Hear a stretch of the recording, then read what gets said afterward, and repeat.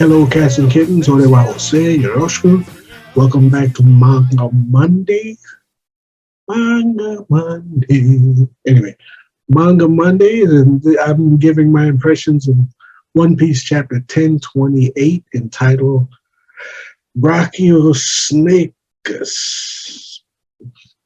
Anyway, so we're continuing the battle. Last chapter, we focused on the stakes raised. The stakes continue to be raised now that we know that if only Gashima drops onto the flower capital, not only will the people under the flower capital be crushed flat, there's ordnance, bombs, and stuff in Onigashima that are live, I guess, like a bunch of grenades waiting to go off. And if it plummets, since Kaido's powers are waning, and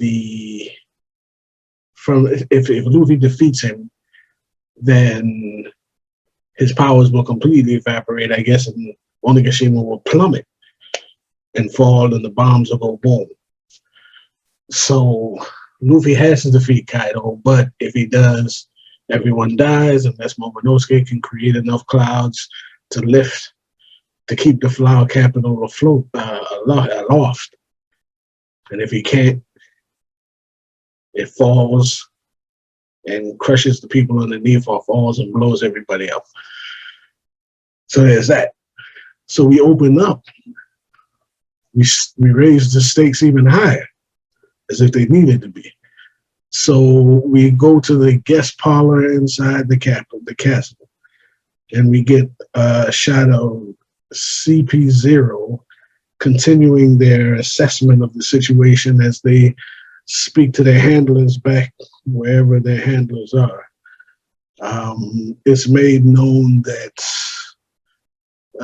the dragon, there is indeed another dragon, which we know to be Momonosuke fighting against Kaido, and that seems to be the second dragon, seems to be someone who ate the devil fruit that Vegapunk created from Kaido's DNA, which we know again to be Momonosuke. Fine. The world government doesn't care. Let them fight each other, kill each other. It's of no concern to them who actually wins.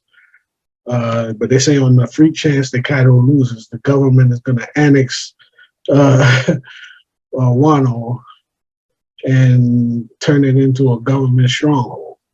They're basically going to slide in and take over. So at this point, we see that the balance of power in the struggle has gone from the ridiculous size that it started off at to basically 5,000 to 8,000, which is 8 to 12. It's pretty much even at this point, especially if since the Toby Robo fell, if the rest of the commanders fall, that's gonna make a big difference. Anyway, then they also have new orders. They're giving the orders to bring back Nico Robin, and we see the worst kept secret in the history of mankind is that Rob Lucci is the guy behind that mask with the one black and white eye. This is interesting. So CP0 is comprised of Rob Lucci, Stussy, I think that's Kaku over there, and whoever else they have. I am assuming, I hope for his sake, that Lucci has either gotten some kind of upgrade or something so that he's stronger than he was 2 years ago, because he fought Luffy at 28 years old. He fought a 17-year-old Luffy who had Gear 2, Gear 3, and Guts, and he lost ultimately. Since then, he's added 3 forms of Haki, advanced all of them, a 4th gear, and yeah, is currently contending with Kaido. If Lucci thinks that he could go one-on-one with Luffy and win, which he might have to do to get Nico Robin back, or Zoro or Sanji for that matter, he's out of his mind. Luffy would annihilate this man unless He might got some kind of Vegapunk upgrades or something, but he better because he get a mud hole stomped in him quick if he's at the same level that he was when they fought on the Innis Lobby.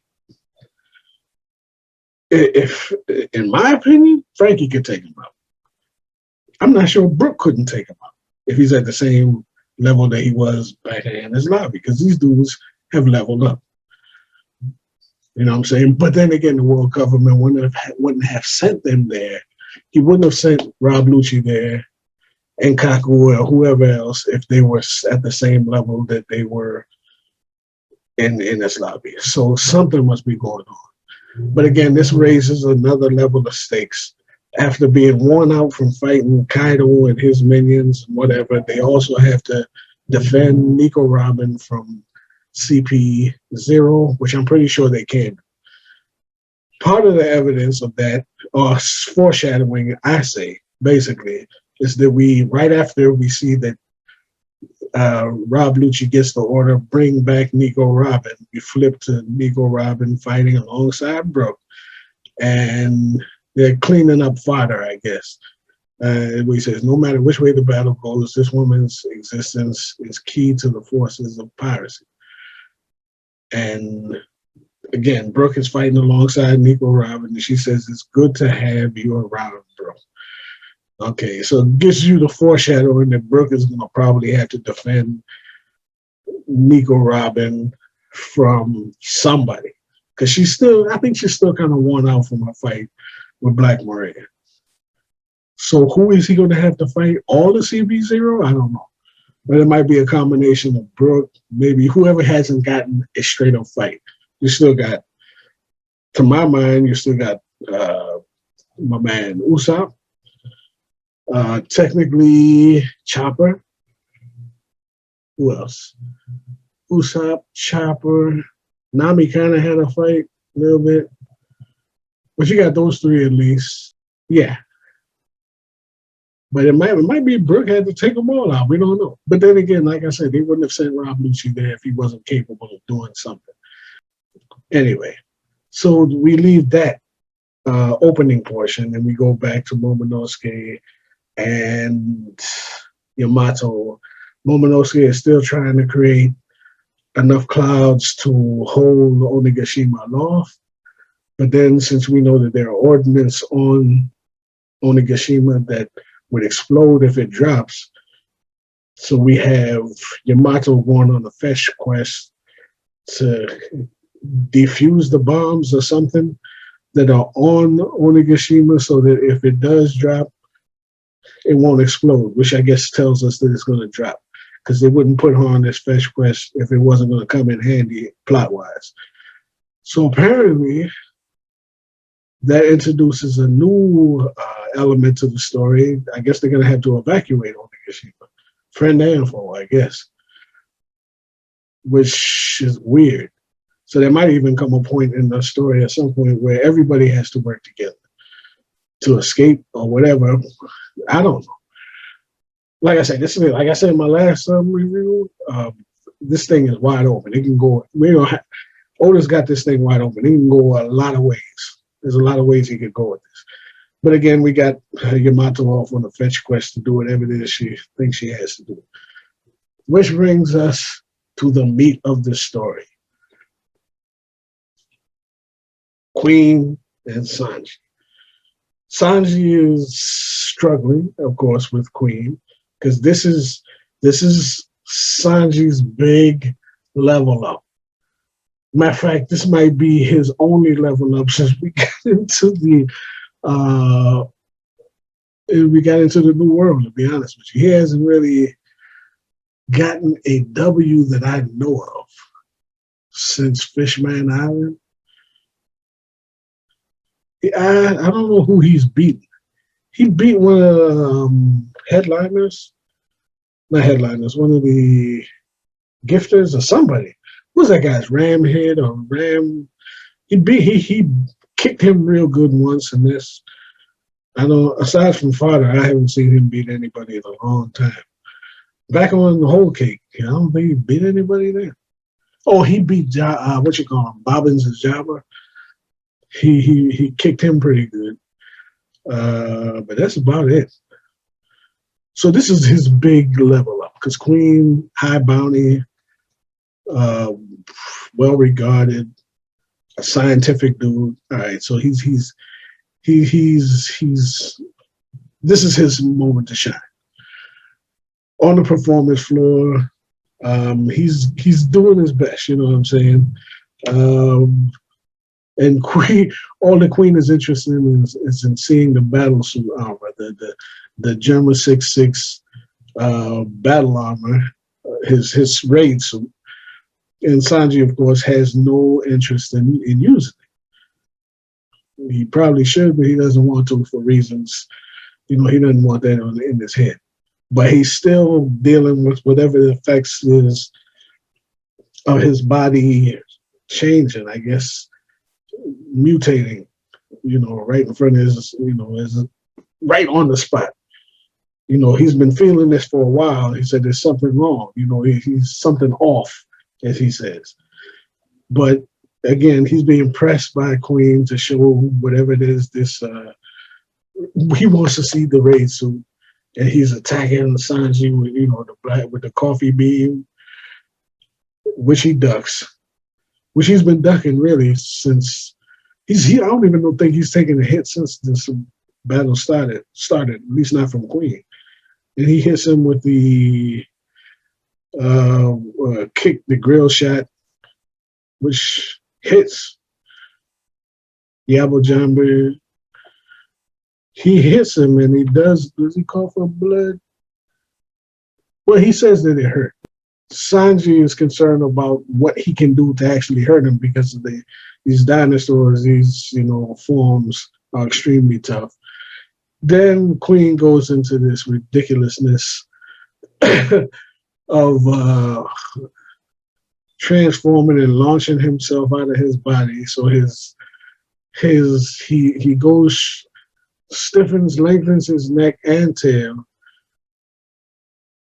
He uses his tail to push off and propel his tail and neck out of his body in the form of a snake, which is the Brachiosaurus, which is absolutely ridiculous. This is right up there with Who's Who when he's fighting Frankie.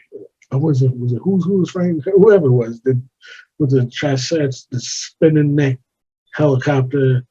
This is ridiculous. Anyway, so he propels himself in some snake form and proceeds to crush Sanji like an anaconda, essentially.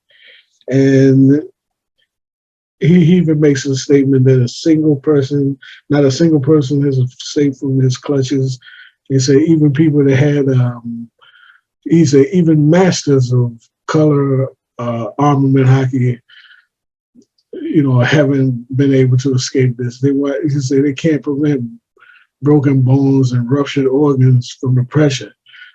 They all get taken out of commission. So this is like a proven finisher. It's like the anaconda deathlock or whatever. And Sanji he's on top of that. He's got some kind of rocket launchers that can come out of his body, which he accidentally fires as voice command, and he accidentally fires them twice, which is hysterical, to be honest. The Queen Sanji fight is more comedic than Zoro and Kane, but that's kind of like fits their character, I guess. So I'm not really mad at that. But again, all of this is being done so that Queen can see the raid suit, and Sanji is dead set on not pulling it out. Okay, so he's taking his hits, and eventually winds up being his legs broken, his spine looked like it's cracked or whatever. He's bent over. Man Chopper makes he makes a statement that the man looked like a zombie. He said, "Sanji, you look freaky. Did you turn into a zombie?" All of your bones are broken, Sanji. So he's in bad shape. But miraculously, he's still able to move and his body heals itself. And he even flashes back to when he was young, fighting one of his brothers, and he punched him and it had no effect. So, I mean, anyway, uh, apparently Queen is able to put himself back into his body somehow. He's gone back from his snake form, and he's back into his body. He takes a sword, chops Sanji across the back or the neck. I can't tell which, but the sword shatters anyway. And he hit him in the head because you can see his face is kind of smushed a little bit, and it just shatters. And he says, "Ow!" But it doesn't. It didn't do it. His body's completely healed, and he didn't take any damage from a sword strike from behind. And he says he does. He said, "This sucks. I don't want to be. I don't want to be a monster like them." And Queen is surprised. This is interesting because that statement, "I don't want to be a monster like them," kind of takes me back to Chopper, who said that if it meant helping Luffy become Pirate King, he said he was willing to become a real monster. So it's kind of interesting parallel in that respect. Not to say, because Chopper had turned into a monster and regretted what he had done back on Drum Island. That's why he was averse to that monster form, because it had hurt people, and he's a doctor. He's not supposed to harm, do no harm and all of that. But he said if it meant helping Luffy, he'll even become a monster. But he became a monster that he could control. So he retained the power of a monster, but he found a way to control it over the time skip so he could be useful to Luffy. Now, Sanji hates his family so much, I wonder would he be willing to accept this upgrade? So there's that. First thing is he willing to accept this upgrade if it means helping Luffy become Pirate King? I would say the answer to that would ultimately be yes. But the second thing with this is Sanji's advancement is a slight issue to me because it's kind of left field a little bit. I mean, we had to go to Whole Cake Island so that we could establish his ties to Germa and the fact that he's a failed experiment. So we know that even if he does get these upgrades, it's a logical conclusion.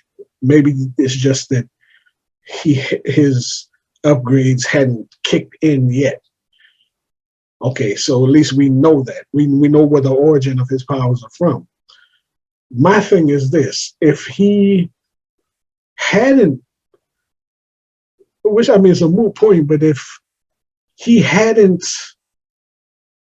had that origin or those upgrades, that means that he would have came all this way and not advanced himself purposefully outside of gaining observation and armament hockey, which his armament doesn't seem to be very good because it never really comes up, except for for that 1 second when he was nearly got his leg broke fighting against, what was that guy's name?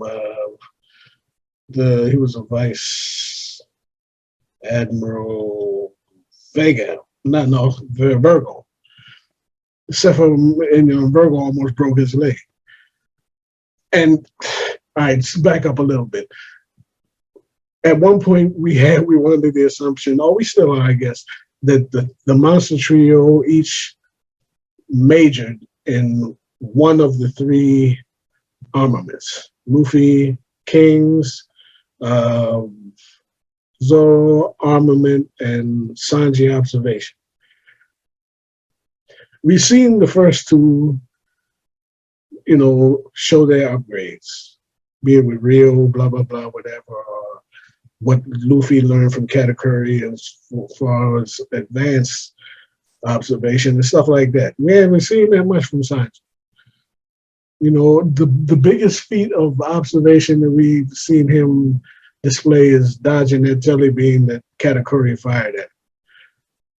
And armament, we haven't seen that much because I go back to Queen's statement. That organic kick of yours packed a pretty good punch. Now, unless that's some kind of play on words or some nonsense that I'm not thinking about, is he saying that that was a non-armament hockey kick? And if it was, why didn't he put armament on that? And has he infused armament into any of his kicks so as to show an upgrade? We hear his attacks, and they all seem like the level of attacks that he had prior to the time skip. I haven't heard a new attack from him yet that would suggest the implement of armament hockey to bolster it. So I'm not sure. But in short, what I'm saying is up until now, we haven't seen that he advanced himself purposefully, like through training or through whatever, to bring up the level of his attacks so that he could eventually fight evenly with Yonko's second or third commander or whatever. So what was his plan? You know what I'm saying? Now we know that Sanji doesn't train technically, except for he did for the time skip. But think about it, when he fought all of the newcomers and stuff like that, that was to get the ingredients that he thought would help his crew. He didn't go into that. I think he developed armament hockey trying to duck the newcomers. Observation probably the same with the Rokushiki air thing. He was running from those guys. You know what I'm saying? So what advancements did he make purposefully to up his game so that when he ran into a second commander or whoever, he would be able to take them out for the benefit of his crew? That's my question. Now he backs into this, but he backs into this upgrade of this iron body that apparently he now has, and we're going to see him come up with new attacks or something based on the fact that he has this elite level endurance, probably some strength upgrade, plus he got the raid suit. That's fine. But his advancement to me is kind of weird. You know what I mean? But it is what it is. I just want to see him take Queen out and successfully lock down that second commander level. I'm fine with the rest of that. I ramble on about that, but it's just what it is. Because Sanji's advancement kind of concerns me a little bit, but that's fine. I love the character. I love the manga. I love Oda, all of that. I'm not complaining. I'm just saying, everybody got their opinions. You know what I mean? So it ends again with him having this body, this Wolverine level healing factor. As long as he don't come out with no claws, I'm good. But, I don't know if he's going to dust Queen off because Queen probably got some attacks that we haven't seen. He's just getting started. So this might be a vicious battle, flat out. But once he takes out Queen, then he locks down that second commander level. I'm assuming that would put him, even if Yamato joins the crew, would he be still power scale as to being stronger than Yamato? I don't know. Just, we'll see. Anyway, we are on break. Let me see. So we continued. I think we're on break this week. But it was a good chapter, and I'm happy to see Sanji is going to get a level up. And possibly Brook is going to get a good match defending the honor of Nico Robin against CP0. Yay. So until next week, let me know what your opinions are on Sanji's advancement as a fighter. His purposeful advancement. Let me know what you think. Otherwise, until next time, stay loose.